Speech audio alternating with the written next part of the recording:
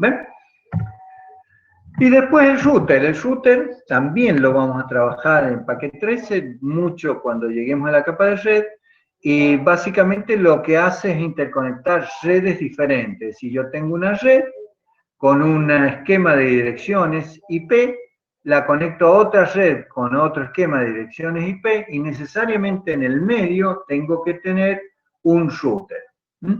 El router trabaja en la capa de red, y ahí tenemos, por ejemplo, ahí tenemos el ejemplo en forma gráfica. El router que hace que la red de la izquierda se conecte a la red de la derecha, y son segmentos de LAN totalmente distintos. Uno, por ejemplo, no necesariamente tiene que tener switch, uno tiene un hub y el otro tiene un switch. Podrían tener los dos hubs, podrían tener los dos switch, no importa. El router lo que hace es conectar dos redes distintas, ¿no? Y hacerla como si fueran una sola.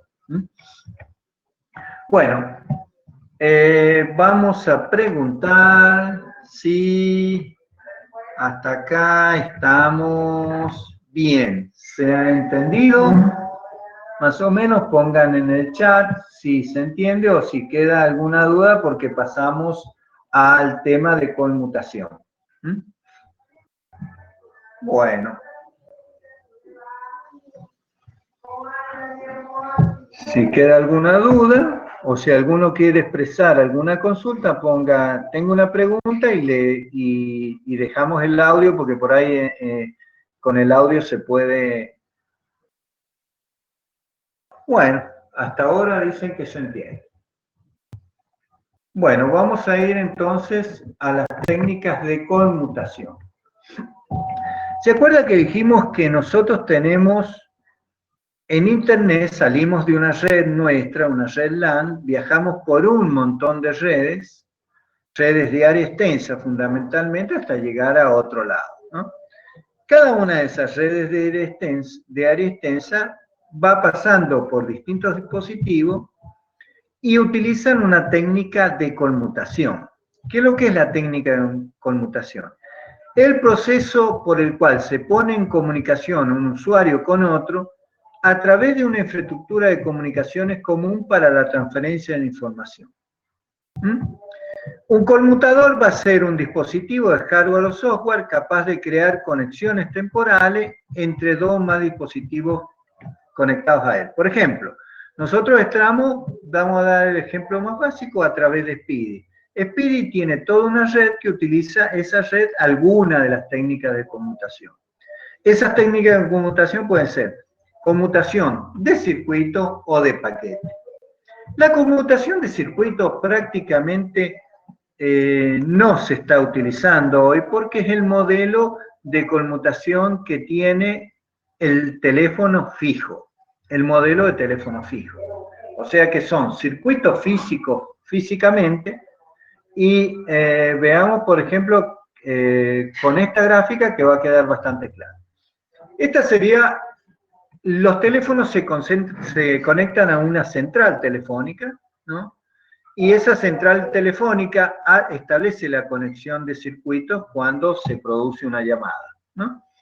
Entonces, por ejemplo, en este caso, A se quiere conectar con B. Entonces, ¿qué es lo que hace? Estos relés, que ahora, bueno, son bastante automáticos, hacen que la central de A se conecte con la otra central, y esa otra central vaya por ese cable la llamada telefónica hasta B. Después, D tiene otro circuito para conectarse con C. Pero resulta que el teléfono que está entre A y D, que está ahí en el medio, se quiere conectar con B también. Y resulta que establece el circuito en la primera central, establece el circuito en la segunda central, pero en la tercera central le da ocupado. ¿Esto qué significa? Que la conmutación en circuito, para un circuito determinado, solamente puede establecerse una comunicación por vez. O sea que es la gran limitación que tiene la conmutación de circuito. Entonces, apareció un concepto en 1965 que fue muy revolucionario y fue el que cambió la manera de de manejar y cómo funcionan las redes actuales, que se llama conmutación de paquetes. Conmutación de paquetes simplemente es dividir la información que ustedes quieren transmitir en paquetes, y lo que viajan son paquetes de datos, ¿no? Por una cuestión de normativa, y esto es importante porque que lo vayan aprendiendo, porque a veces se confunde y son primos hermanos, utilizamos el término datagrama en Internet y utilizamos el término paquete en forma indistinta. Entonces ustedes por ahí van a leer algún libro que le llama datagrama y otro libro que le llama paquete. Por ahora para nosotros van a ser exactamente lo mismo. Ya vamos a ver que en realidad paquete se utiliza de forma indistinta. En cambio, cuando se utiliza datagrama, se utiliza la estructura de datos de IP. O sea, IP es datagrama. Ahora, a veces se suele utilizar paquete de forma genérica. Bueno, la conmutación de paquete, esta información yo la envío y sigue un camino que puede ser independiente de los demás. Hay dos formas que pueden existir. Una que puede ser de paquete virtual y otro que puede ser de forma de datagrama. En cuanto al circuito virtual, que es una técnica de conmutación, se establece el camino y todos los paquetes siguen el mismo. Esto, por ejemplo, es un modelo que sigue una red que se llama ATM, modo de transferencia sincrónico. En cambio, datagrama, que es el modelo que sigue Internet o IP, cada paquete se envía de forma independiente de los demás. Por lo tanto, en el caso del circuito virtual, yo una vez que lo establezco, yo puedo, mi paquetito podría llevar de información solamente el circuito virtual. Yo los numero, circuito virtual 1, 2, 3, los numero y ya sé que el circuito virtual, por ejemplo, 1, va del 1 al 2 al 3 y llega. El circuito virtual 2 va del 5 al 6, al 4, al 3 y llega. Pongámosle. ¿Ven? En cambio, datagrama, como es independiente cada paquetito, debe llevar necesariamente la información del origen y la información del destino, porque cada datagrama puede ir por un lado y otro puede ir por otro lado. Entonces, llegarán al destino y el host destino se encargará de ordenarlo, porque puede ser que uno que salió más tarde llegue antes que el que salió primero. Por lo tanto, también los datagramas van a tener que ir numerados. Bueno, vamos a ver y preguntar, porque ahí se entendió bien lo que es técnicas de conmutación, lo resumo. Las técnicas de conmutación que a nosotros nos interesan son la conmutación de paquetes, que lo que es, la información se divide en paquetes y los paquetes viajan a través de la red. Hay dos modos de hacerlo que están en la diapositiva, que es circuito virtual, que cuando uno va a hacer una comunicación se establece primero el circuito y viajan todos por ese circuito. Y el modo datagrama es que cada paquete lleva su información de origen. Puede ir por un lado y otro puede ir por otro lado. Pongámosle. Doy dos ejemplos de datagrama y de circuito virtual. Un modo de datagrama podría ser, por ejemplo, cuando, supónganse que ustedes viajan en colectivo a la facultad cuando íbamos a clase, ¿no? Entonces, llegamos en colectivo en el 10, en el 17, en el 21, bueno, en que llegamos, paramos ahí en sociales y vamos hasta la facultad. Pero resulta que a uno le gusta ir por el jardín, otros paran un poco en sociales a comprar algo en el buffet, otros les gusta entrar por la puerta de atrás de la facultad, otros les gusta entrar por la parte de adelante, otros les gustan ir y jugar un partido de ping-pong y después entrar. Eso sería datagrama. Todos llegan al destino, ¿ven? Pero van por distintos caminos. En cambio, circuito virtual puede ser, por ejemplo, cuando vamos en caravana. Entonces vamos todos uno detrás de otro, pero por el mismo caminito. ¿Mm? Bueno, ahora vamos a pasar al otro tema.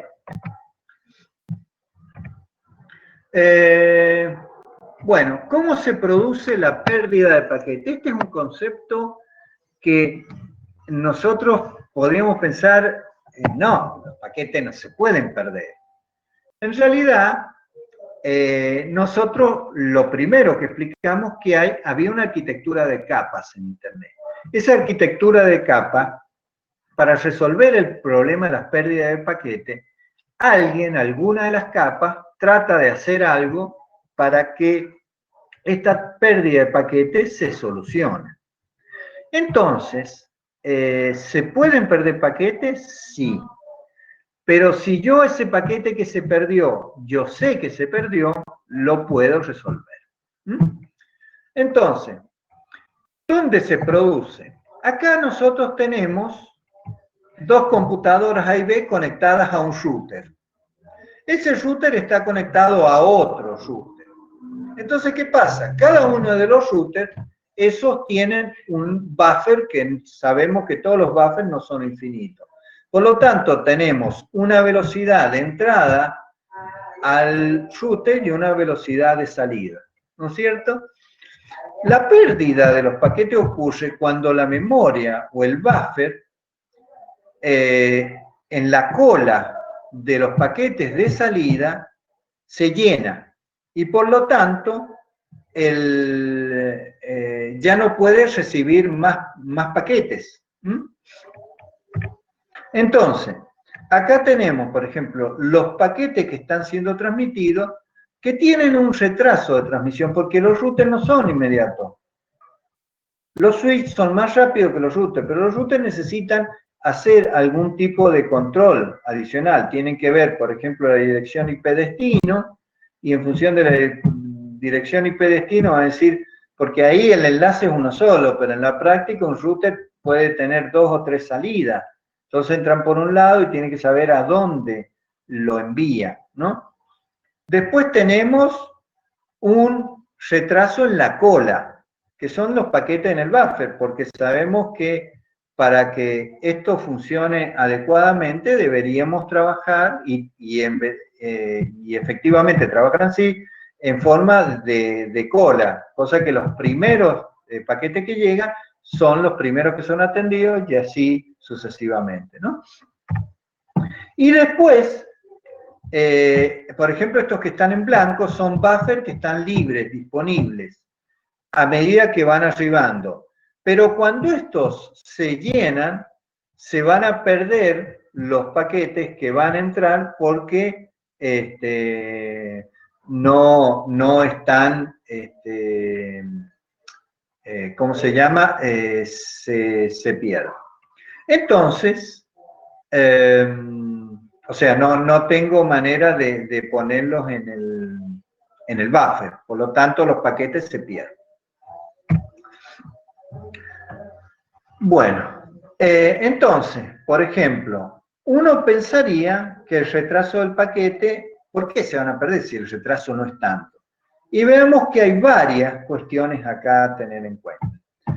Una cuestión es la propagación, la transmisión, el procesamiento en el nodo y el procesamiento en la cola. Entonces, el delay o el retraso o el tiempo que toma en el nodo, de nodal que dice ahí, es igual al tiempo de procesamiento. Yo lo recibo, lo tengo que poner en la cola adecuada. El tiempo en la cola, tiene que esperar que sean atendidos primero los que están adelante. Al tiempo o el delay de transferencia, que tiene que ver con la tecnología en particular que yo tenga en el router, y al tiempo de propagación, que es el tiempo que sale el paquetito hasta que llega allá, al otro destino. Entonces, el procesamiento nodal, que significa en el nodo, ¿qué es lo que va a hacer el router? Va a chequear los bits de error. Va a determinar a dónde lo tengo que enviar. Supongamos que vamos al policía, al ejemplo que yo le decía, queremos ir, por ejemplo, a San Luis, pero no sabemos ir directamente. Entonces vamos hasta la Plaza 25 donde hay un policía. Al policía tiene que chequear los errores de los bits. Pongámosle que llegamos nosotros y justo estamos comiendo. Entonces le decimos al policía, no. Entonces el policía que nos va a decir, no entiendo nada, chequeé el error, me dice, hable de nuevo. Terminamos de comer para ir a San Luis y entonces acordémonos que el policía nos mandaba hasta Caucete, ¿no? Determinar el link de salida, entonces él me va a decir, vaya por acá hasta salir a la ruta para ir a Caucete. Y no me va a mandar por la ruta, por ejemplo, si yo le hubiera preguntado, por ejemplo, para ir a La Rioja. Típicamente esto lleva en la práctica, en los routers, valores menores a los microsegundos. El retraso en la cola. Esto tiene que ver en la posición donde estoy en la cola y si la cola está muy llena, es el tiempo de espera en el lead para la transmisión. Y depende de la congestión de la red. Entonces, eso es un valor que es muy aleatorio porque puede ser que a determinadas horas yo veo la conexión más rápida, por ejemplo, y por ahí yo pienso que es mi computadora y en realidad son los routers que están más livianos a determinada hora y hay menos congestión. El retraso de transmisión tiene que ver con la longitud del paquete. No es lo mismo un paquete de 8000 bytes o bits que uno de 1000 bits o bytes. El tamaño es 8 veces mayor, por lo tanto, la longitud del paquete implica. Y R es la velocidad de transmisión del enlace, porque eso tiene que ver con la tecnología. Por ejemplo, Ethernet transmite a 10 megabits por segundo, Ethernet a 100 megabits, gigabit a 1 gigabit por segundo, Wi-Fi, dependiendo si es A, B, G, N, transmite a distintas velocidades, que puede ser 11, 54, 104. ¿Ven? Entonces, tiene que ver con la velocidad del enlace. Y el delay de propagación tiene que ver más con la longitud del enlace. La velocidad de propagación típica, y eso es un valor que está más o menos estipulado, es cercana a la velocidad de la luz. Por eso, en general, cuando es más corto, por ejemplo, los circuitos integrados se hace que toda esta comunicación, que es la propagación entre los registros, entre la memoria y todo, mientras más cerquita esté, menos tiempo de propagación tarda, porque está todo muy pegadito, ¿no? Cuando tengo enlace muy grande, si bien eso viaja a la velocidad de la luz, toda la cantidad de comunicaciones a la larga pesa. Pensemos que la velocidad o el delay de transmisión es diferente del delay de propagación. El delay de propagación está en función de la longitud del enlace y es un valor casi siempre más o menos fijo, más o menos estándar, digamos, puede variar un poquito, pero no mucho, mientras que el delay de transmisión tiene que ver con la longitud del paquete y con la velocidad que varía mucho de una tecnología a otra. Bueno, voy a ver ahora.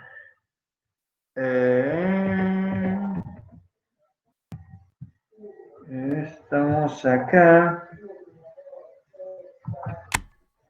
Bueno, ahora, chicos, voy a compartir una simulación que está en el libro. Lamentablemente esta simulación no la pueden ver ustedes. Puedo grabarle un video, pero esta simulación es para quienes han comprado el libro. Justo, bueno, compramos el libro y bueno, la tenemos disponible, pero si ustedes entran, les va a pedir un código. Por lo tanto, yo voy a ver si se las puedo grabar a a la... Vamos a ver primero la diferencia entre... ¿Alguien me puede decir si está? Sí. Retrato, bueno, perfecto. ley de propagación y de transmisión. Acá tenemos la longitud de un enlace de 10 kilómetros, una tasa de salida de 512 kbps por segundo y un tamaño de paquete de 100 bytes. De 100 bytes, sí, digo. Dice, acá comenzamos y termina de transmitir. Bien que la velocidad de propagación se mantiene prácticamente estable y tarda 1600 milisegundos en transmitir del emisor al receptor eso. Tamaño de paquete, bueno, vamos a aumentar la longitud del enlace. No, la longitud no, porque no va a demorar mucho.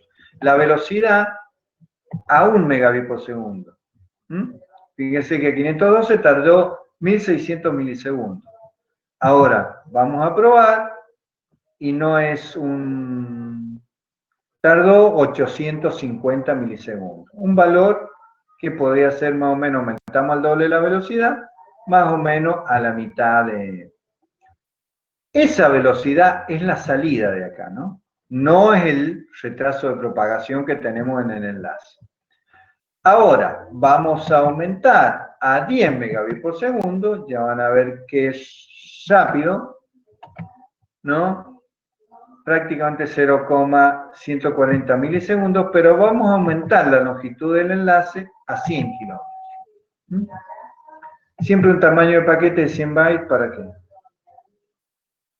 Y ahí vieron la propagación.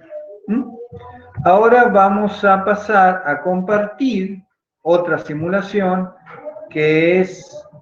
lo importante acá, antes de compartir lo otro, es que el retraso de transmisión tiene que ver con la tecnología esta que tengo yo acá en el emisor, mientras que el retraso de propagación es todo el tiempo que tarda. Por ejemplo, fijémonos que si yo a la longitud la pongo en 10 kilómetros, el retraso de propagación es 0,140 milisegundos. Pero si lo paso a 100 kilómetros, el retraso de propagación pasa a ser, por supuesto, mayor. Y es el tiempo que tardó en propagarse. En este caso cambié la distancia y la distancia impacta en el retraso de propagación. Ahora vamos a ver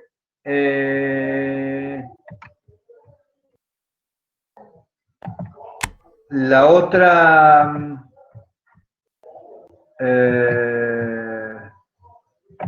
cómo impacta el tamaño de la cola o del buffer en vamos a tratar de 1000 paquetes. Vamos a poner una tasa de emisión de 500 paquetes, una tasa de salida de 500 paquetes. ¿Para qué? Para que sea más o menos la misma velocidad de entrada y salida. En este caso vamos a ver que se va a mantener más o menos estable, porque tanto la entrada como la salida son de la misma velocidad. Pero lo que vamos, o sea, no ha habido mayor problema. Fíjense que acá dice 0 paquetes perdidos de 16, bueno, no va a haber problema.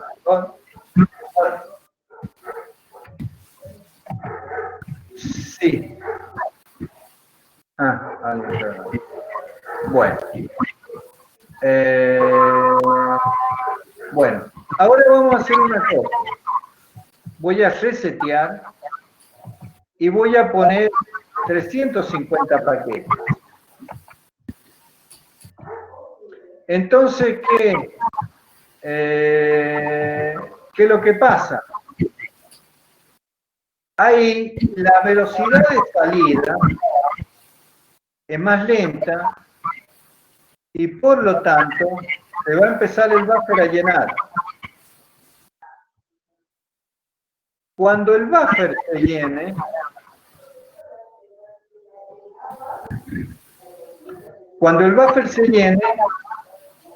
se van a perder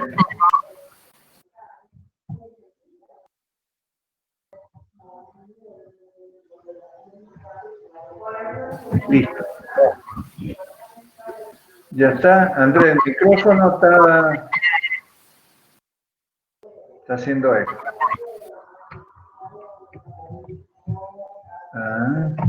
Bueno, fíjense, se empezó a llenar el buffer.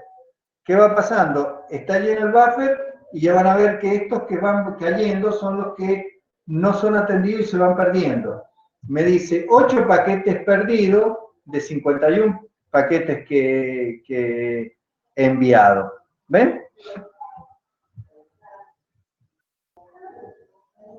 Bueno.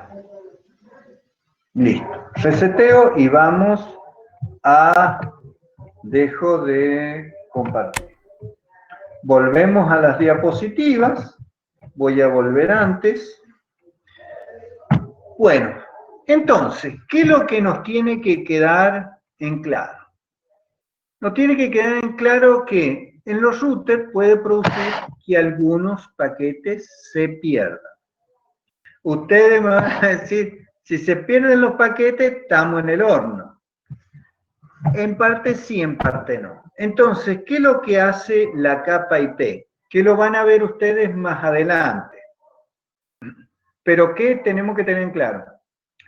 Que el router, cuando se va a perder un paquete, de alguna manera va a tratar de dar, aparecen unos mensajes de error que son mensajes que se llaman ICMP, no se preocupen por el nombre, lo vamos a aprender después, que le mandan al emisor diciéndole de que el paquete se ha perdido porque no ha podido ser atendido. Por otro lado, hay a nivel de la capa de enlace y también a nivel de la capa transporte algunos temporizadores que lo que hace un temporizador es ver si pasado determinado tiempo ese paquete que se envió o esa trama que se envió, yo recibo la confirmación de que la he recibido, entonces puedo seguir transmitiendo la siguiente. ¿Lo ven? O sea, hay mecanismos para que esa pérdida de paquete que se puede producir se solucione. O sea, no es que no se pierden paquetes, se pierden paquetes. Y esos paquetes que se pierden, de alguna manera, las distintas capas del modelo deben resolver el problema. Bueno, ahora vamos a ver la capa de red y la capa de transporte TCP/IP. La capa de red TCP/IP tiene el protocolo IP, que es un protocolo que trabaja con conmutación de paquetes, le llamamos datagrama. La especificación actual es la IP versión 6 y ahí tienen varias RFC. ¿Qué es lo que hacen las RFC? Esos son documentos que existen, que lo hace la gente de Internet. Dijimos que hay un grupo que se llama la IETF, que son gran cantidad de investigadores, técnicos, gente que hace sus aportes y que va definiendo esa RFC donde se van definiendo, se escribe en cada uno de esos documentos algún tipo de especificación. Por ejemplo, podría ser la 791 el formato del datagrama, nada más. En la 950 podría ser, por ejemplo, cómo hacer con los errores, que sería el ICMP. En la 919 podría ser, bueno, cómo trabajar con la parte de ruteo, con algún otro tipo de cosas. Entonces, cada uno de las RFC dice algo, por eso algún protocolo puede ser que tenga varias RFC. E inclusive hay RFC nuevas que hacen que las viejas, dice, por ejemplo, podría ser la 1349 que dice, bueno, tal aspecto de la 791 ya ha quedado obsoleto y por lo tanto se utiliza esto ahora. Trabaja sin conexión. ¿Qué significa sin conexión? Que se envían los datagramas, o sea que tenemos dirección origen, dirección destino, llegan a un lado, a un router, y ese router lee la dirección destino y lo manda para otro lado. ¿No es cierto? Hasta el próximo router y así sucesivamente. Tiene lo que se llama calidad de servicio, mejor esfuerzo, que es una manera delicada de decir, hace lo que puede, en realidad. Los routers los reciben y los mandan, los mandan, los mandan. Por lo tanto, eso es lo que hace que en Internet a veces nosotros tengamos aplicaciones que no se comportan como uno quisiera. Por ejemplo, si vemos una película en tiempo real, vemos que en realidad no se comporta como una quisiera y a veces nosotros tenemos una conexión buena y aún así no funciona bien. Porque pasa por varias redes y puede ser que alguna de las redes no tenga las condiciones óptimas. Y lo que hace IP no es ofrecernos el mejor servicio. Lo que hace es ofrecer lo que tiene precisamente para ser lo más democrático posible. O sea, todo nos ofrece lo que puede, que es casi nada, y con eso nos lleva. Tiene ruteo adaptativo. ¿Qué significa ruteo adaptativo? Supongan que nosotros vamos de San Juan a Albardón. Entonces, vamos por la ruta y como están arreglando la ruta 40, nos tenemos que desviar. Si nosotros no tuviéramos ruteo adaptativo, nos mandaría derecho por la ruta y si no llegamos por la ruta, listo, se perderían todos los paquetes. Entonces, el ruteo adaptativo nos puede mandar, si ve que un enlace se cae, si se cae un router, los algoritmos de ruteo, porque hay algoritmos de ruteo que están corriendo. ¿Se acuerdan que ustedes vieron Dijkstra y vieron otro tipo de algoritmos de ruteo? Bueno, esos algoritmos de ruteo se colocan junto con lo que se llama un protocolo de ruteo, que sería más especificaciones técnicas, y hace que, por ejemplo, cuando se cae un enlace o se cae un router, por una tormenta eléctrica, podría ser, por una lluvia o por lo que sea, vandalismo, porque un router que estaba en medio de la nada se quedó sin energía, lo que fuera, nos puede adaptarse, se comunican los routers entre sí, me dicen, mira, este ya no va, entonces me mandan por otro camino.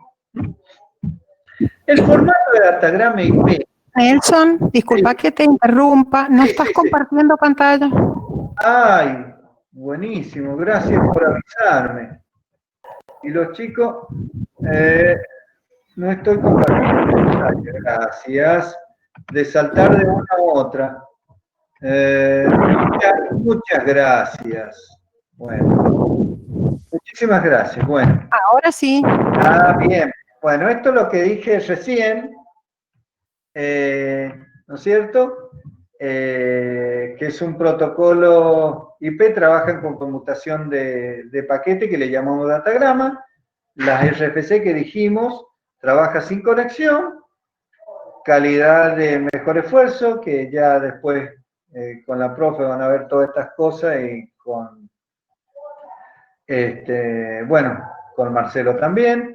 Tiene el ruteo adaptativo y el formato de datagrama es ese, que lo van a ver más adelante.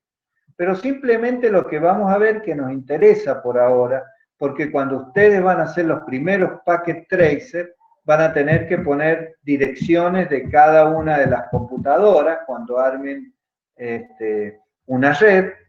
Tiene una dirección IP fuente y una dirección IP destino el datagrama. Ustedes cuando armen van a tener que poner una fuente y cuando manden un mensajito de un lado a otro van a tener que decir a qué destino quieren mandar. Y hay un montón de cosas más que tiene el datagrama que lo vamos a estudiar cuando lleguemos a la capa de red. Esto es muy importante y presten mucha atención. Las direcciones IP. ¿Por qué es importante? Porque cuando armen las primeras redes, ahora cuando empiecen con Packet Tracer van a tener que poner las direcciones IP. Las direcciones IP son direcciones lógicas y que son las que reconoce Internet, que son del tipo byte, byte, byte, byte. O sea, un byte, un punto. Otro byte, un punto. Otro byte, un punto. Y otro byte, un punto. El espacio de direcciones de IP versión 4 es 2 a la 32 o 4.294 millones, bueno, ese número grandote. Acá paro una cuestión.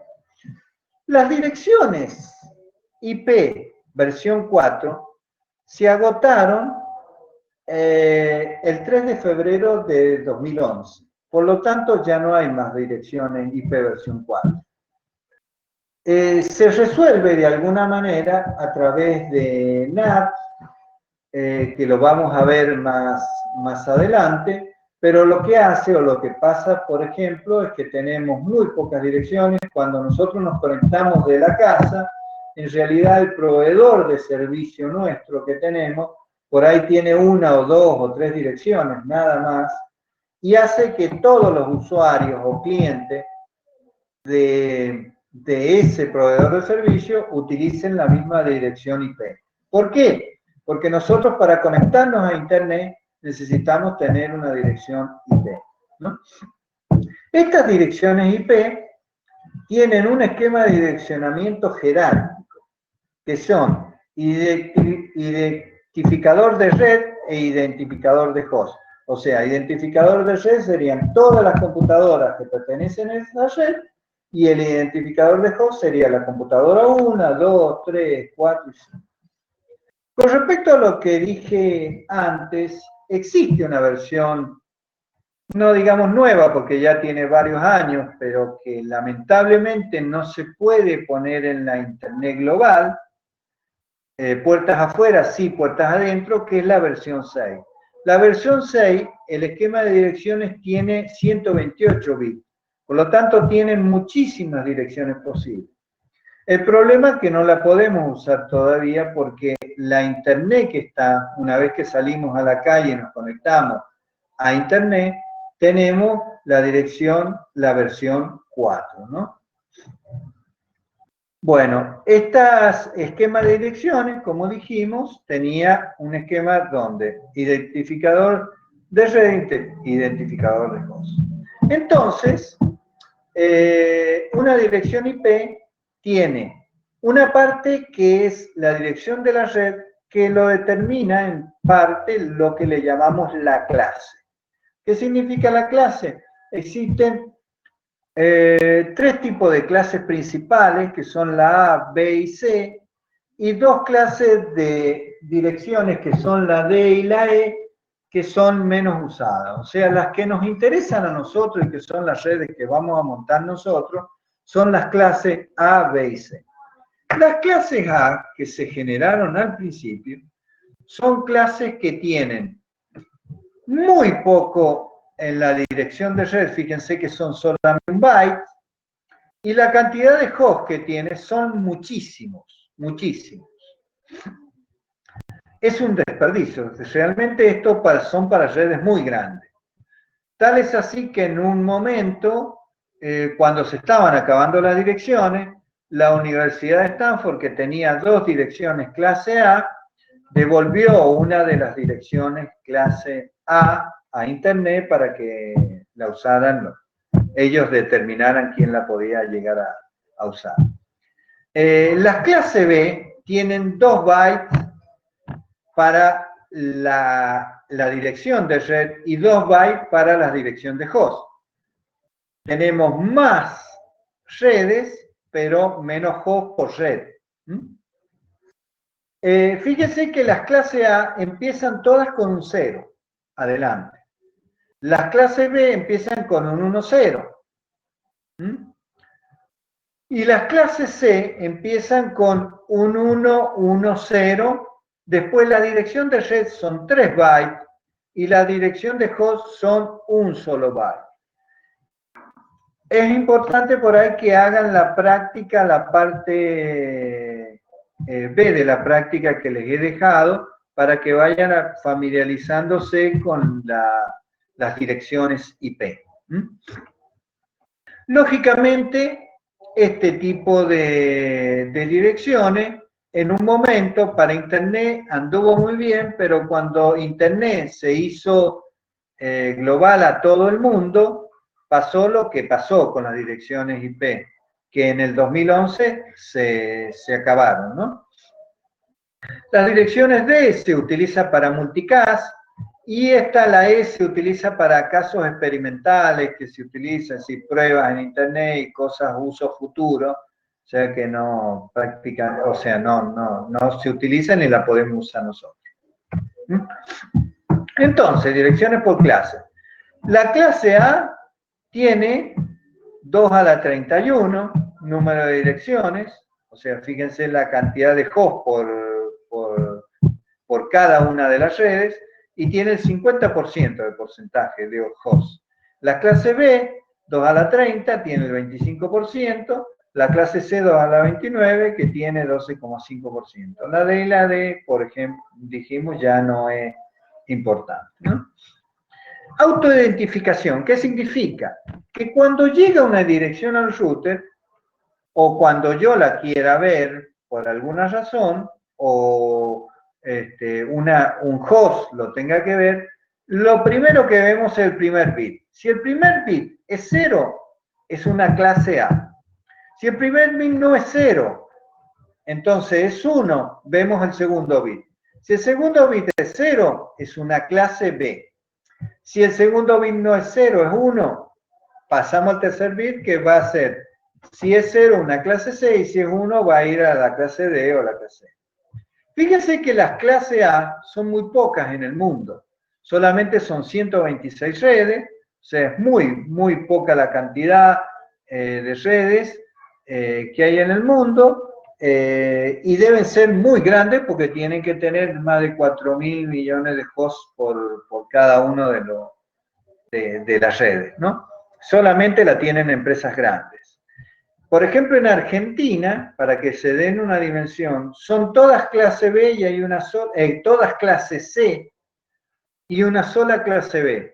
La clase B es la red interuniversitaria, que es la red de todas las universidades de la Argentina. El resto de las redes son todas clase C, como para que vean la dimensión de las redes. Y clase A es muy raro, la tienen las grandes, muy grandes corporaciones, y contadita con los dedos no de la mano, porque son 126, pero sí son.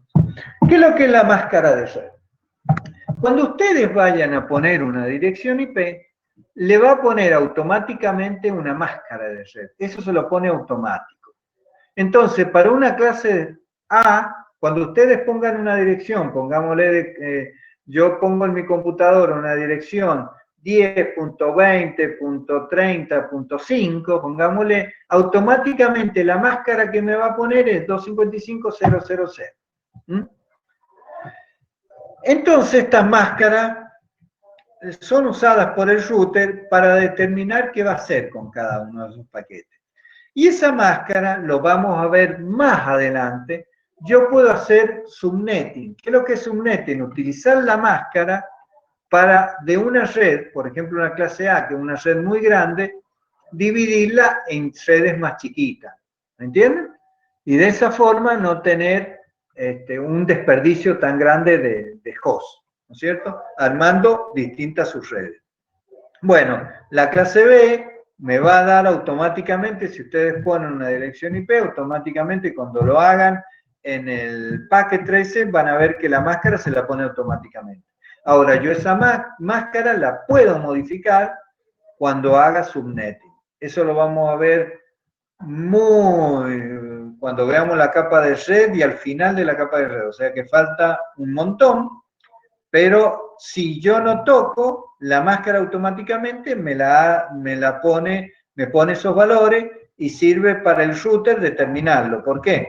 Porque si tiene una máscara por defecto, el router rutea normalmente, pero si yo he subneteado, el router va a tener que ver a dónde manda ese datagrama o paquete, ¿no? Esquema de direccionamiento. Esta gráfica tenemos dos redes. Una red A, que es la 87.0.0.0.0, esa es la dirección de red. Y tenemos una red C, cuya dirección de red es 223.1.2.0. ¿Qué significa eso? Que la red A tiene esta dirección y todas las computadoras de la red A, yo puedo a la parte de host, que serían estos 0, darle 001, 2, 3, 4, hasta se me acaban, después 1, acá 1, 1, 1, 1, 2 y así hasta que se me acaban, ¿no es cierto? es una clase A, así que imaginen que vamos a tener para host a la vuelta. Y esta es una red clase C, solamente en este último puedo darle la 1, la 2, la 3. Van a ver acá que si le ha puesto la dirección del router, la puerta con que está conectada esta red al router, es la 223.12.23.1. Y la que está conectada al router es la 87.0.0.1. Bueno, esto se llama una buena práctica de cuando yo coloco las direcciones de red. En general al router se le suele poner, cuando está conectado a una red, la dirección 1. Simplemente por una cuestión de que es más fácil de acordarse. Si yo tengo esta red 87.0.0.0, ¿el router cuál es? El 87.0.0.1. Y si tengo la red 223.1.2.0, el router es la 223.1.2.1. ¿Por qué? Porque el router lo voy a tener que configurar en todas las computadoras. En todas las computadoras, cuando usen ustedes la configuración, le va a decir gateway de salida, que en definitiva el gateway de salida es el router. Entonces van a tener que poner ahí la dirección del router. Si el router yo en una red le pongo el 25, en otra red el 33, en otra el 84, voy a tener que andar acordándome. En cambio, si yo pongo siempre el 1, ya sé que es el 1. Entonces eso es una buena práctica que a mí me sirve para ordenarme. Acá tenemos, fíjense, la red... Ah, sí. Por eso, cuando nosotros escribimos la dirección IP local del router para configurarlo, para cambiar la contraseña, por ejemplo, es 192.168 y al final es el 1. Sí, en general siempre el 1, pero podría ser otro. Claro. Pero es el 1 para no confundirse. ¿Bien? O sea, es una buena práctica lo que se llama. ¿Qué es lo que es una buena práctica? Ustedes le podrían poner otro número. ¿No es cierto? Cualquiera. Pero ¿qué pasa? Ustedes van a ir a una organización y pónganle que tengan varios routers conectados a distintas redes. Se les va a hacer un lío. Entonces, cuando ponen el 1, listo. Pero, como les digo, la dirección yo le puedo poner cualquiera. No hay problema. Pero el 1 a mí me organiza el trabajo mejor. Bueno, acá tenemos, por ejemplo, la red A, ahora la vemos abajo con computadora. La red A tiene el 8700. Fíjese que todas las estaciones, ninguna puede tener el número de la red. Entonces puede tener la 1, la 2, la 3, la 4, pero ninguno la dirección de la red. Después vemos la otra, la 223, la red es 223.1.2.0, pero todas las computadoras tienen la 4, la 3 y etc. Pero, y acá tenemos un router, ese router tiene dos salidas. Una salida a una red, y como forma parte ese router de esa red, tiene que tener una dirección de esa red. Por lo tanto, tiene en este caso la 223.1.2.1. Y acá tiene otra dirección el router que está conectado a la otra red. Por lo tanto, el router va a tener que tener en este puerto, va a tener que tener una dirección de la otra red. ¿Ven? En este caso, ustedes han configurado un router con dos salidas y por eso le pusimos el 1 porque es más fácil de acordarme. Y nos vamos a encontrar con algo muy sorprendente. Este gráfico la hizo la profe Marité y está muy bueno. Acá tenemos una computadora. Y acá hay un concepto que es importante, que nosotros por ahí, por una cuestión de simplicidad, hemos dicho, cada computadora es una dirección IP. En realidad no es cada computadora, es cada conexión a la red es una dirección IP. Esta computadora tiene dos interfaces o dos conexiones, una placa de red y otra placa de red. Una computadora yo le abro y en lo de expansión le coloco otra placa de red. Entonces, tiene una placa de red conectada a la red 87.0.0, por lo tanto tiene que tener una dirección IP de esa red, tiene la 4. Y tiene otra placa de red conectada a la red 223.1.2.0, por lo tanto tiene que tener una dirección de esa red, que tiene que tener, en este caso, la 7. Fíjense que las direcciones no se pueden repetir. Entonces,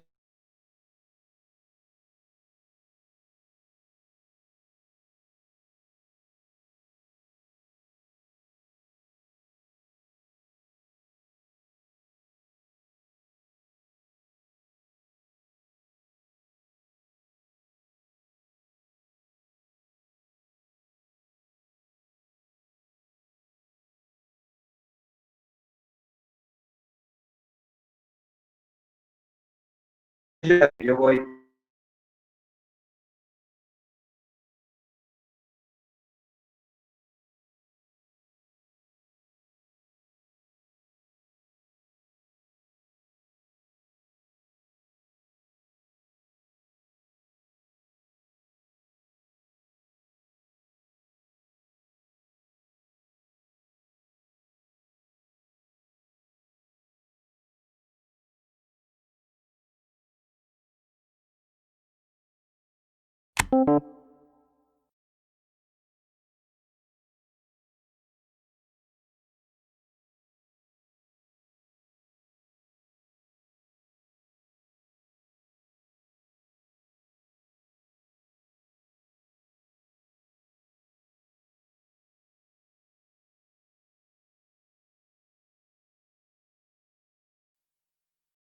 Unos fines determinados y no la vamos a poder usar. Por lo tanto, de todas las direcciones IP versión 4 que tenemos, que sabemos que para todo el mundo son pocas y que se acabaron, encima se fueron acabando porque hay alguna de estas que no la podemos usar. Una es el identificador de red, por lo tanto, fijémonos, acá tenemos la 87.0.0.0 que la red da, no podemos utilizar la dirección 87.0.0.0 porque no sabría si es una dirección a la red o una dirección a un host. Por lo tanto, no la podemos usar. El broadcast dirigido, difusión dirigido, que es cuando yo mando una difusión, que ya lo vamos a ver, al igual que el broadcast limitado. La dirección post default, que cuando ustedes ponen, por ejemplo, cuando quieren probar una máquina localmente, utilizan la dirección por default, que suele ser la 127.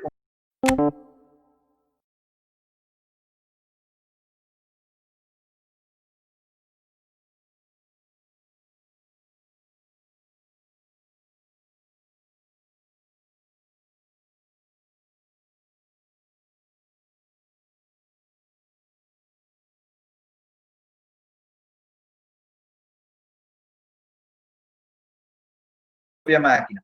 Y la dirección por default es cuando yo le mando a los routers que tengan que rutear y ellos, volvamos al ejemplo anterior.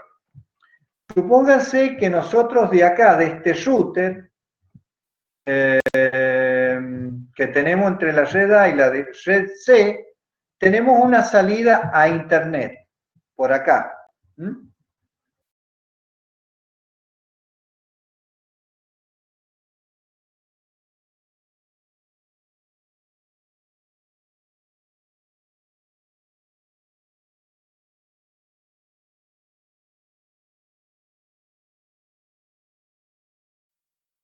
Cuando le ponga a la C para que me mande a la red A, que le voy a decir a la 87.0.0.0, mándeme por esta salida, pero yo a su vez Internet le voy a decir mándeme por esta. Pero Internet tiene millones de direcciones.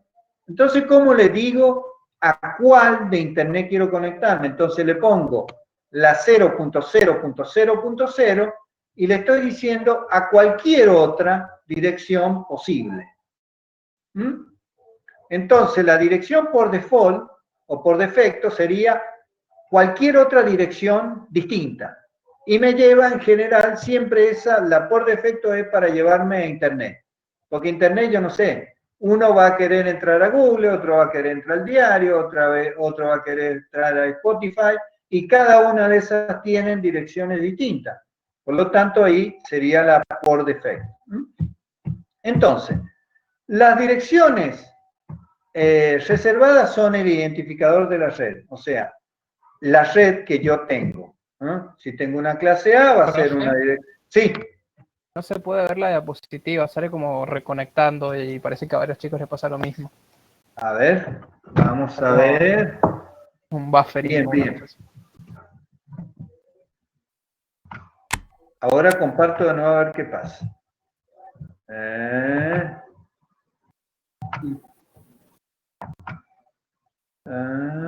No. ¿Se Ahí ve? Sí, ahí se ve. Bien. Sí, tendría que haber quedado ahí. Se perdió un paquete, ¿eh? Se perdió un paquete de algún router y ahí quedamos clavados. Bueno, el identificador de la red, ¿no es cierto? Es el identificador de la red sería la dirección específica de la red, ese no se puede utilizar, ¿no? Para ningún host. Es la dirección de la red, pero no de ningún host. Por lo tanto, está reservada para la red, pero no lo puedo usar en una computadora. El broadcast dirigido, ¿qué sería? Yo le mando a una red, pero a todas las computadoras de la red. Si yo le mando una dirección a todas las computadoras de la red, pongo el identificador de la red y los hosts todos en uno. Por ejemplo, en este caso, la 221.45.71, como es una clase C, la dirección de host es el último byte. Por lo tanto, 255, que sería todos en uno, es la dirección de broadcast. Y por lo tanto, ninguna de estas computadoras puede tener el 255. ¿Me entienden? O sea, supónganse que en una clase, veamos en una clase C. En una clase C, para los hosts, ¿yo qué es lo que tengo? Tengo un byte. ¿Estamos de acuerdo? Pero de ese byte, yo no puedo utilizar ni la con 0, que sería la dirección de la red, ni tampoco puedo utilizar la con todos 1, que sería la de difusión o broadcast. ¿Lo ven? O sea que por cada red que yo tenga, no puedo utilizar ni la con todos ceros en los hosts, ni con todo 1 en los hosts. 1 es la dirección de la red y la otra es la dirección de difusión. El broadcast limitado, que en realidad los routers lo bloquean, pero se podría llegar a usar, es poner todos 1. Lógicamente lo bloquean porque sería mandar un mensaje a todo Internet, a todas las computadoras de Internet. Imagínense que Internet colapsaría, porque no solo llegarían a todos lados, sino que encima me tendrían que mandar la vuelta, con lo cual se colapsaría todo. Por lo tanto, el broadcast limitado, los routers lo bloquean, pero es una dirección que también está, no se puede usar, digamos, ¿no? La dirección por defecto, que es todo 0, dijimos, todos ceros, que no se puede usar, se utiliza para colocar camino en los routers, pero no la podemos usar, ninguna computadora puede tener 0000. Y la dirección de loopback, que es la dirección de la propia máquina. O sea, la propia máquina va a tener dos direcciones. La dirección específica que ustedes le pongan, en este caso esta computadora tiene la 221.45.71.12, y la dirección de loopback, que sería la dirección propia, que es 127. Cualquier cosa. En general casi siempre se utiliza 127.001, pero se podría utilizar cualquier cosa, ¿no? Y eso se utiliza, esas direcciones, por ejemplo, cuando yo quiero probar cosas locales. Pónganle que ustedes levantan un proceso como servidor y lo levantan como cliente a otro proceso que se comunica con cliente-servidor que lo quieren probar para ver cómo funciona, pueden utilizar esa dirección de loopback para probarlo. ¿Ven? O sea, ese es el sentido que tiene, digamos. No tiene otro sentido más práctico, ese es el que fundamentalmente se utiliza. Y bueno, y unas direcciones IP privadas. ¿Para qué se utilizan estas privadas? Estas privadas no pueden aparecer en Internet, no pueden estar en Internet.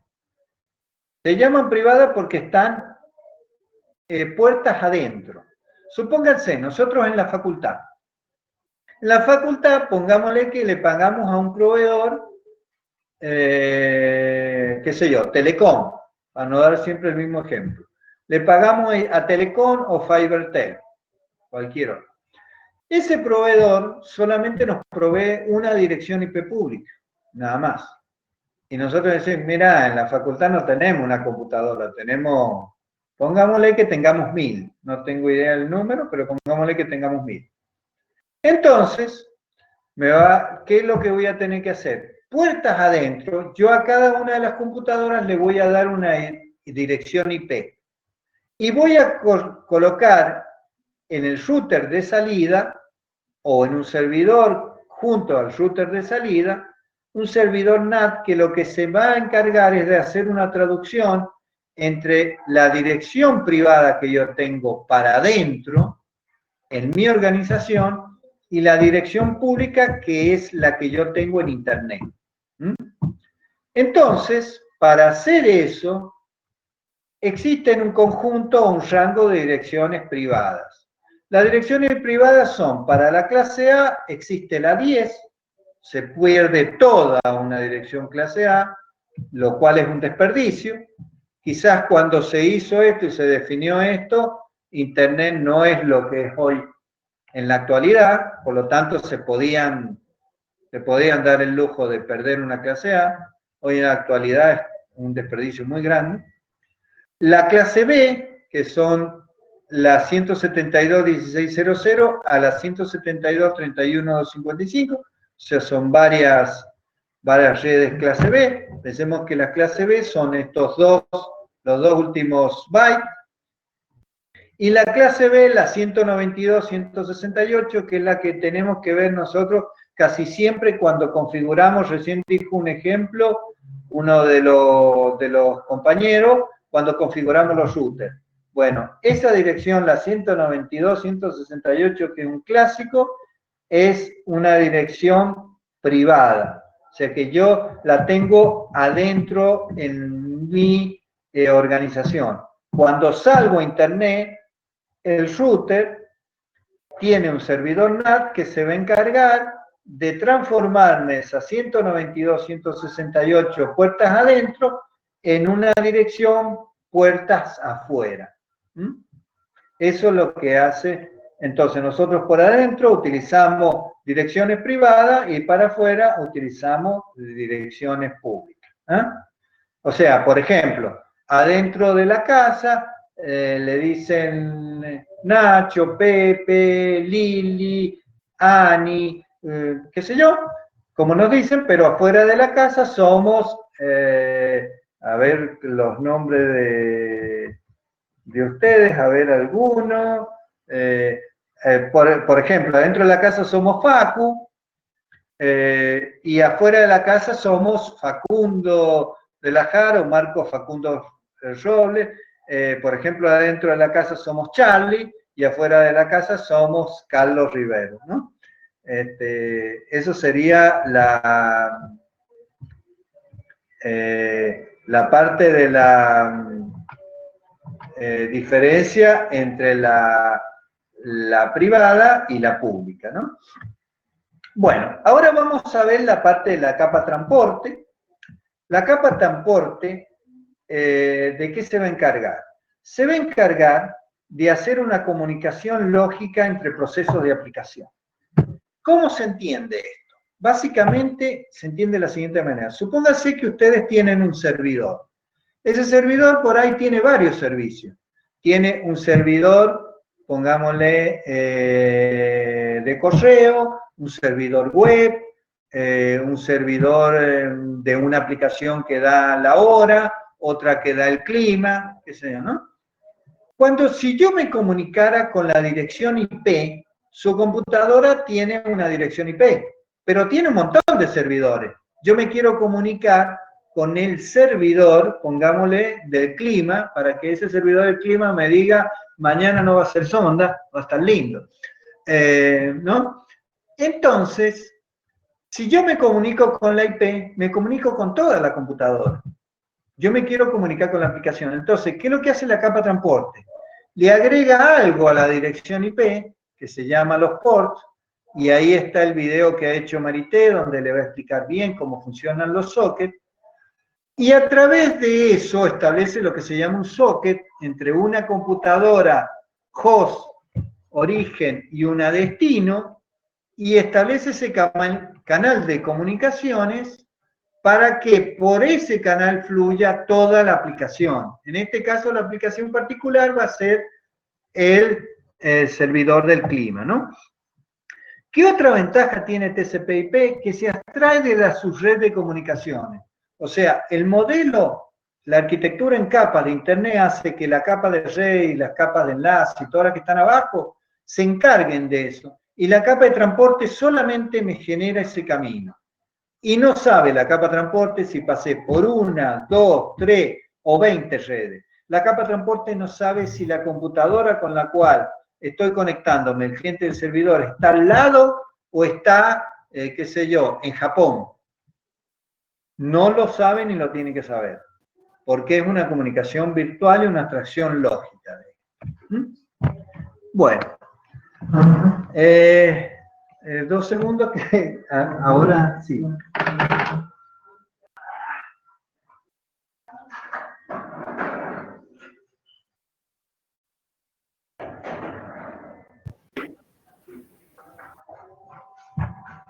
Bueno, TCP/IP, o sea, TCP, la capa de transporte, porque IP es la capa de red, está definida por toda esa RFC. Y como dijimos, una puede decir el formato, otra el funcionamiento, o puede decir establecimiento y liberación de la conexión. O sea, por eso son varias RFC. Cada una de esas tiene un documento específico que da alguna cuestión específica. Por eso hay algunos protocolos que pueden tener muchas RFC, otros pueden tener una sola RFC. Es orientado a la conexión. ¿Qué significa? Que cuando ustedes se van a conectar, primero establece la comunicación, realiza la transferencia y luego se desestablece la conexión. Trabaja con comunicación punto a punto, o sea que a nivel de la capa transporte nosotros vemos el origen y el destino, no vemos todo lo otro, como sí lo ve la capa de red.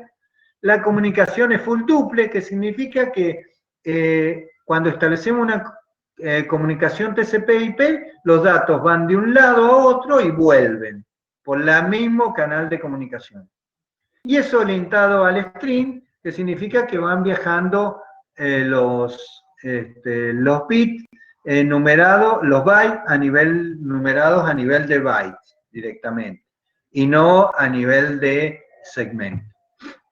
Bueno, el formato, que lo vamos a ver en detalle cuando volvamos a la capa de transporte, lo van a ver con la profe, tiene una cabecera en una serie de datos y donde lo más importante es para ahora, para cuando nosotros trabajemos en el packet, en la capa aplicación, va a ser la dirección del puerto origen, que va a tener 16 bits, y la dirección del puerto destino, 16 bits. O sea, nosotros, por ejemplo, en nuestra computadora levantamos 10 servicios, ponemos un servidor web, el servidor, dijimos, del clima, otro servidor que me dé la hora, otro que sea un servidor de correo, y cada uno de esos va a estar con un puerto diferente. Pero la IP que voy a tener yo en esta computadora va a ser exactamente la misma. Bueno, esta es la dirección de puerto destino. Fíjense que puede ser que yo me comunique con una máquina con el servidor de tiempo y con otra máquina con el servidor de tiempo del clima, y la dirección de puerto origen en las dos van a ser la mía, ¿no es cierto? Y mientras que la dirección de puerto destino va a ser diferente, pues son más, o podrían ser la misma, pero las IP van a ser diferentes, ¿no? Bueno, entendiendo los ports. Los ports son un número de 16 bits y tenemos la posibilidad de tener hasta 65.536 puertos posibles.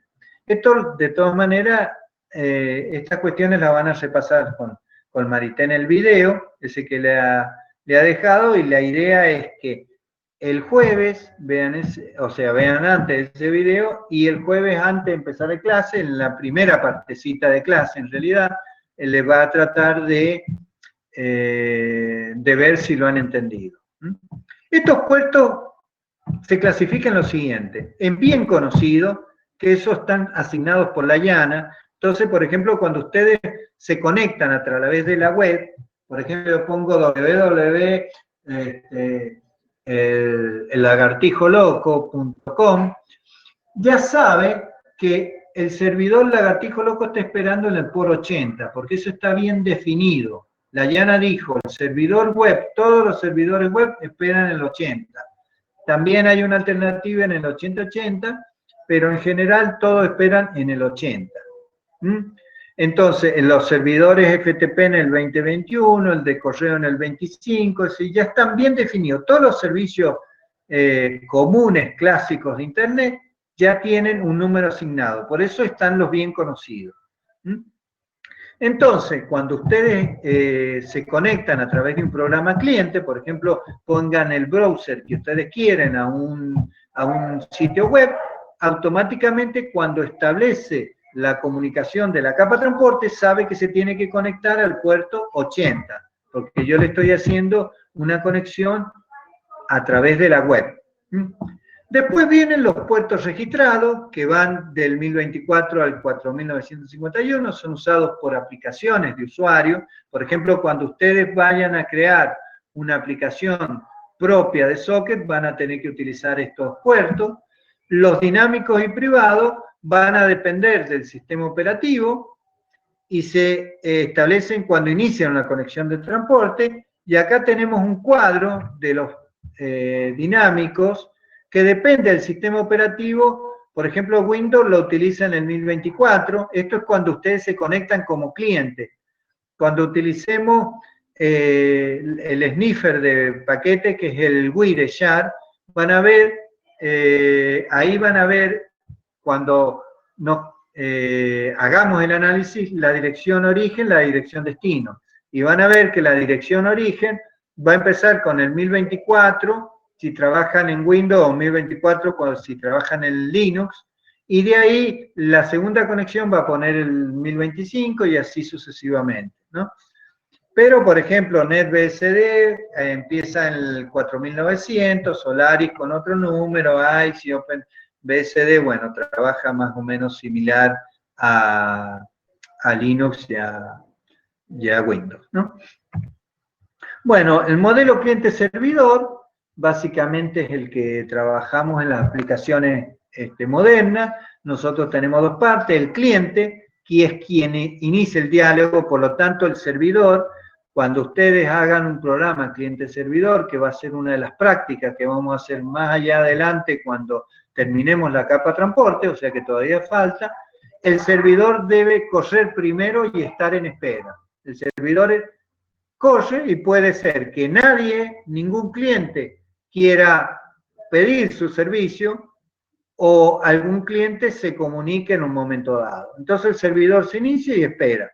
Y después el cliente es el que solicita el diálogo o los recursos del servidor.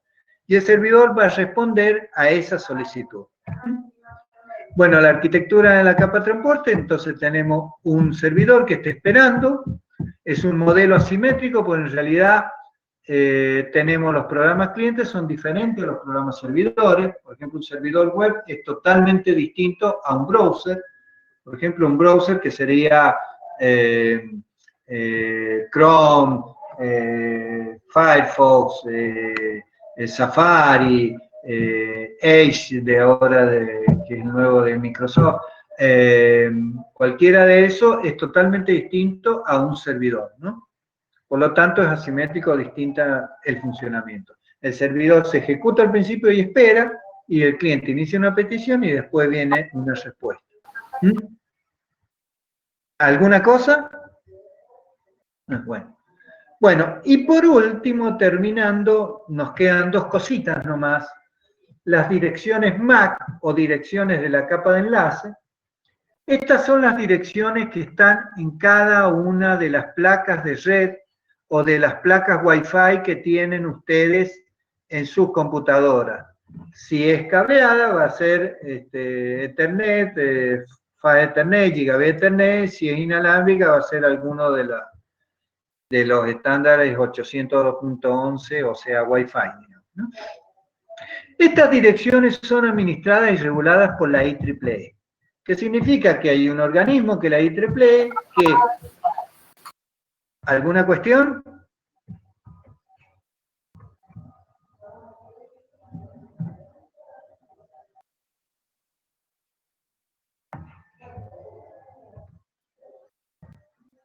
¿Se escucha bien? ¿Está todo bien? Bueno. Sí, todo bien. Ah, bien. Gracias, muchas gracias. No sabía escuchar unos ruidos, ya digo que estoy hablando o no entiendo, o no entienden, no me estoy sabiendo explicar o algo está pasando. Bueno. La IEEE, esta regula todo lo que son las LAN, las WLAN, y lo que hace es, supóngase que ustedes quieren poner una fábrica de placas de red, Ethernet.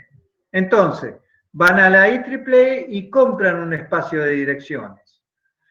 Las direcciones MAC no son jerárquicas como la IP. Ve que ustedes tenían dirección de host y dirección de red. Acá todas las direcciones son planas.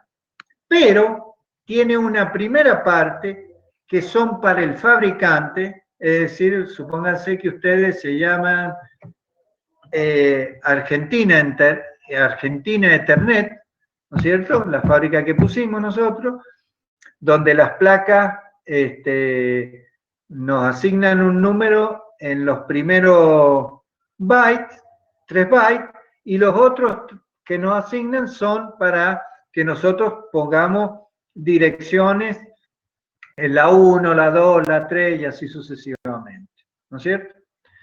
Esta ventaja que tiene las direcciones permiten que yo pueda tener una placa de red de computadora y cambiarla con otra sin ningún tipo de problema.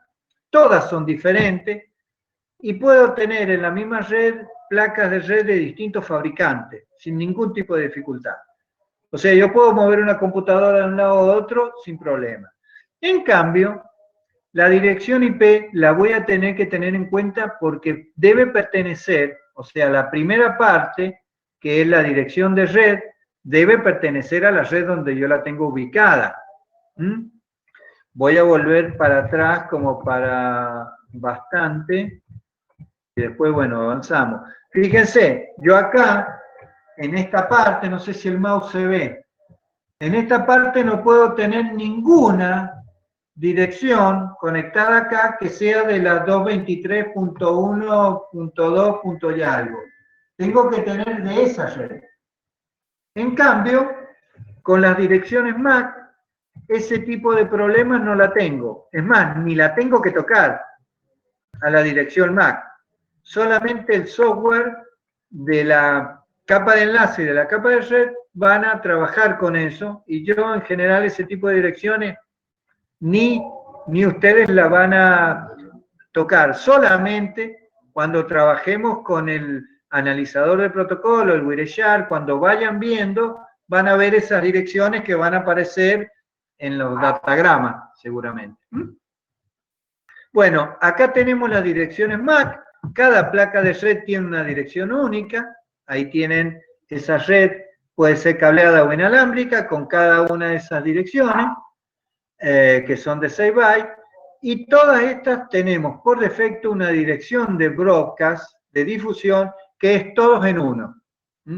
Entonces, cuando alguien quiera mandar un mensaje de difusión, pone en la dirección destino, todos en uno, porque vamos a tener dirección origen, dirección destino. Entonces, cuando arme la trama, va a poner en la dirección destino todos uno, y va a salir un mensaje de difusión. O sea que le va a llegar a todo. Bueno, y por último, y ya terminamos la clase de hoy, la parte de la seguridad. ¿Por qué es importante la parte de la seguridad? Y va a ser la última unidad, pero siempre la damos al último y ahora queremos al menos presentarlo para que sepamos que es algo importante. Y fundamentalmente, ¿por qué la seguridad es un problema en Internet. Porque Internet se diseñó originalmente por una red académica donde muchos problemas de intrusos, gente que quisiera hacer algún tipo de negocio con la red, no había. Lógicamente después se transformó en una red comercial, donde en una red comercial ya comercial, académica y multipropósito, donde los negocios pueden aparecer. Por lo tanto, no tenemos la garantía de que todos los que están en Internet lo hagan con buenas intenciones. Entonces, por lo tanto, hay esquemas y alternativas de seguridad, pero se dan en todas las capas. Por ejemplo, en el modelo OSI que se planteó la cuestión de seguridad desde el principio, se colocó en una capa que se llama la capa presentación. En este caso, en la seguridad en Internet, lo podemos tener a nivel de la capa de enlace, a nivel de la capa de red, a nivel de la capa transporte, a nivel de la capa aplicación. Es decir, que podemos tener, de acuerdo a lo que nosotros necesitemos, aplicar la seguridad a distinto nivel, con distintas implicancias, por supuesto, ¿no? Entonces, vamos a tener que los chicos malos van a querer atacar nuestra computadora por las razones que sean. Una de las más peligrosas son el ransomware, porque eso es plata para cualquiera. Por lo tanto, los ransomware son peligrosísimos, porque le da una intención de negocio. Antes, por ejemplo, mucha de la gente que hacía virus o este tipo de programas dañinos lo hacía simplemente por deporte para compartir, pero los ransomware dejan una posibilidad de negocios impresionante, ¿no? Y si después el rescate lo cobran el Bitcoin, que no hay manera de hacerle la trazabilidad, el negocio cierra por todos lados, ¿no? Bueno, entonces tenemos que defendernos de los ataques de la red, y las arquitecturas no son inmunes a los ataques, por lo tanto hay que tener que diseñarlas adecuadamente y tener en cuenta todo este tipo de cosas, ¿no? ¿Cuáles son las líneas de defensa o las posibilidades para defendernos que tenemos? La autenticación. La autenticación, por ejemplo, en un teléfono, como dice ahí, es a través de la tarjeta SIM, pero nosotros no tenemos una tarjeta SIM, por lo tanto no podemos hacer esa autenticación. Entonces, esa autenticación van a tener que aparecer clave de usuario más password, claves dobles, claves triples, o sea, algunas posibilidades de lograr la autenticación. La confidencialidad se puede lograr vía el encriptado, entonces tener en cuenta eso también. Ya, por supuesto, en la última unidad lo vamos a ver con más detalle. Chequear la integridad.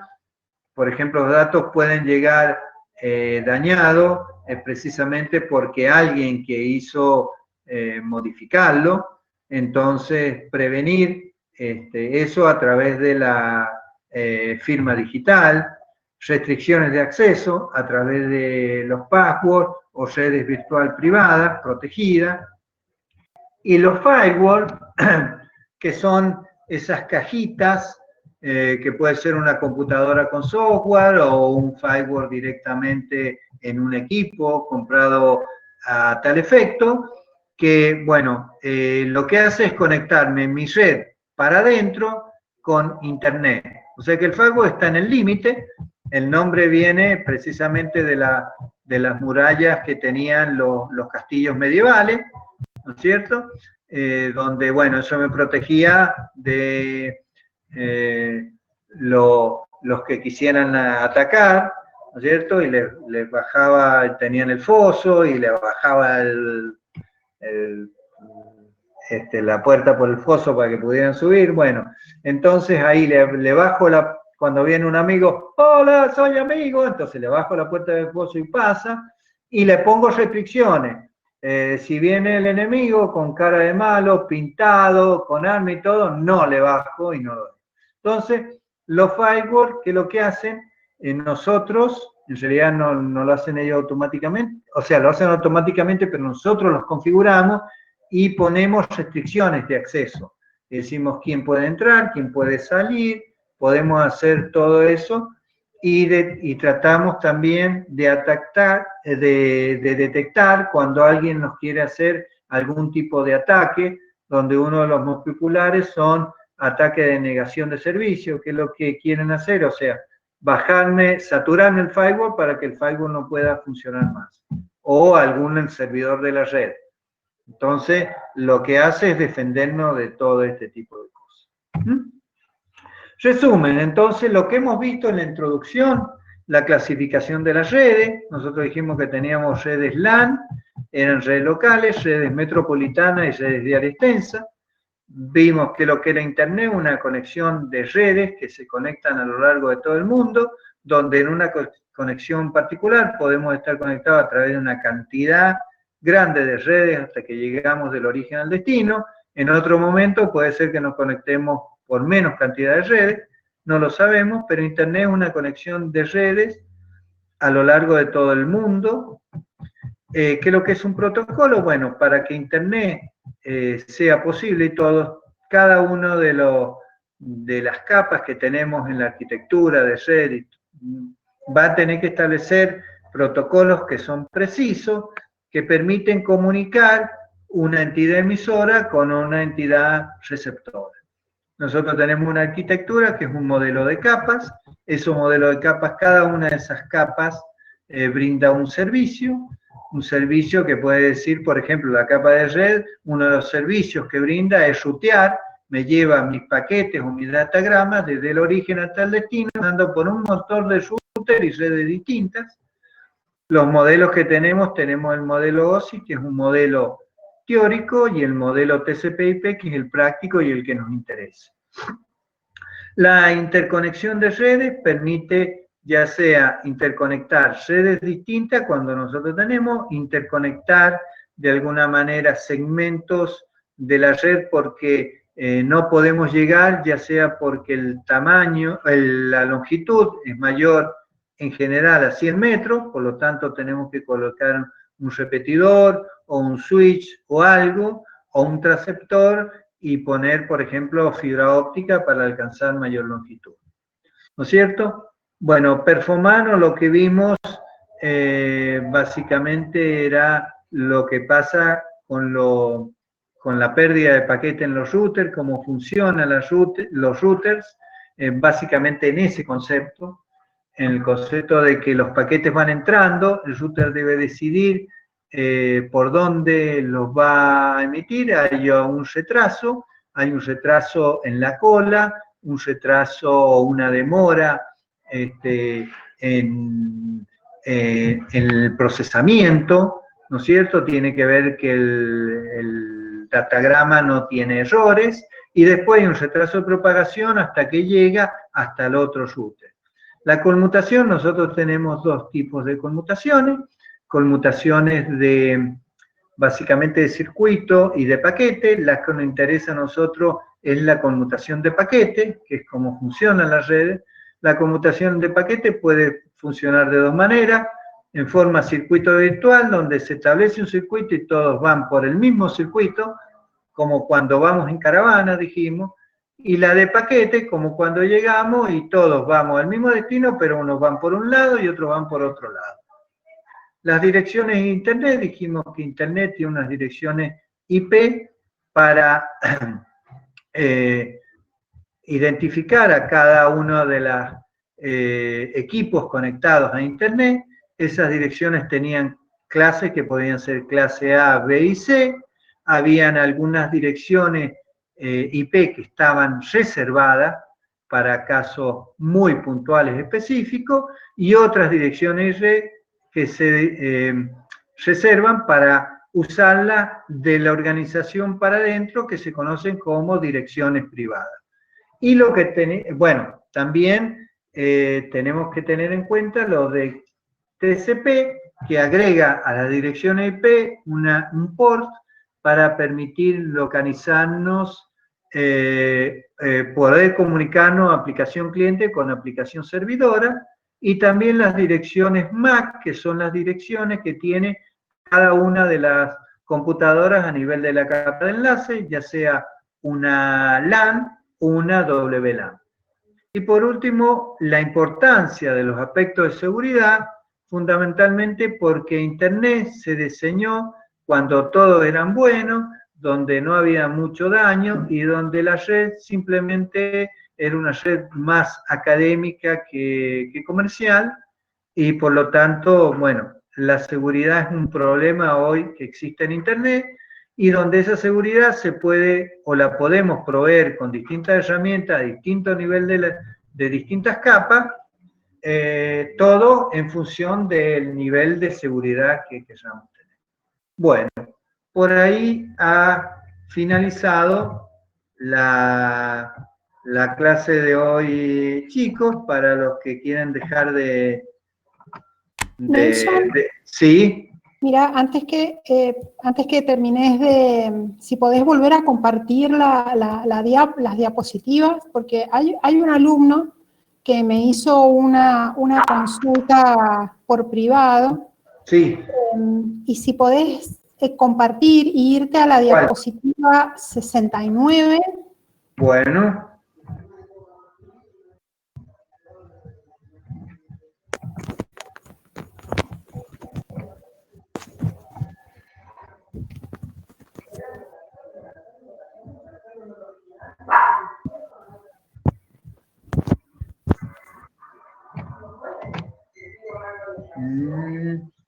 Bueno, me lo consultó, y esto ha sido un problema, seguramente un error de tipeado cuando he hecho el gráfico.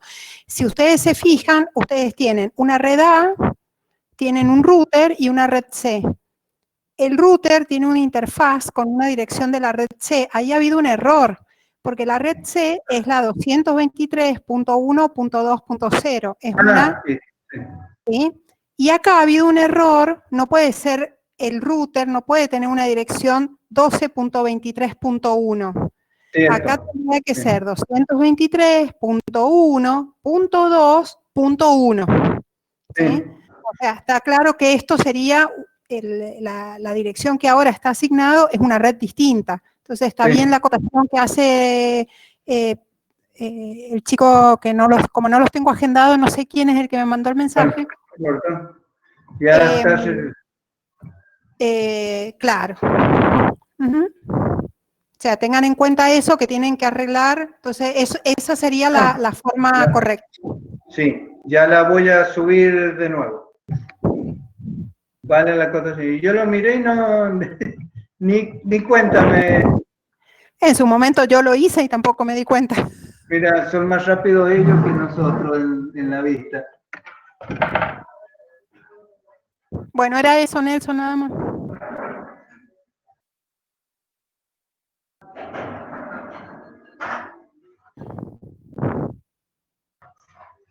Ya la subo corregida. Bueno, ¿alguna cosa, chicos?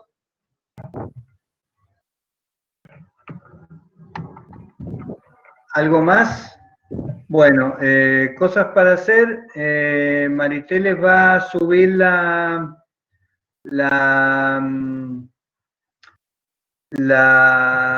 un video. ¿Cómo es, Marité? Para explicárselo vos, que mejor que sí, yo. Les subo. Les voy a subir las PPT del tema de puertos y de socket. Les voy a subir un video explicativo, les voy a subir algunas partes de un libro para que puedan hacer la práctica de socket.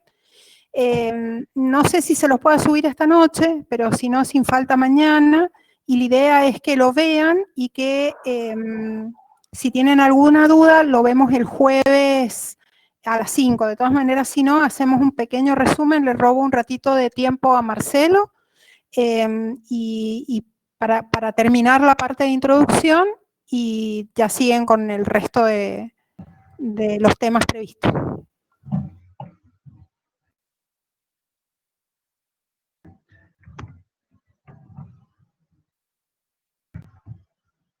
Bueno. Listo, chicos, entonces quedamos para el jueves a la clase de Marce, bueno, si tienen algunas dudas o algo para aclarar, o si quieren alguna consulta y lo aclaramos después en clase, manden al correo o por WhatsApp y si se puede aclarar para todos, se aclara para todos sin usar el tiempo de clase. Y si es algo un poquito más importante, se aclara en clase para ver. Ustedes ya tienen los canales abiertos para todas esas posibilidades y bueno, ya les vamos a ir subiendo, que nos hemos olvidado, que tenemos que sincronizar los horarios de consulta para ver cuáles les conviene más a ustedes y tratar de barrer medianamente todo digamos, el arco de horarios. Algunos no tienen problema de mañana, otros no tienen problema de tarde, entonces tratar de que algunos podamos tener mañana y tarde, y si no, si alguien necesita algo puntual con algún profe, podemos acordar un horario determinado para algo puntual, que por ahora no lo tenemos, pero quizás cuando vamos avanzando en la materia pueda aparecer. Listo, bueno, que tengan una buena noche, que anden bien, anduvimos bien en el horario y todo. Muchas gracias por su fina y amable atención.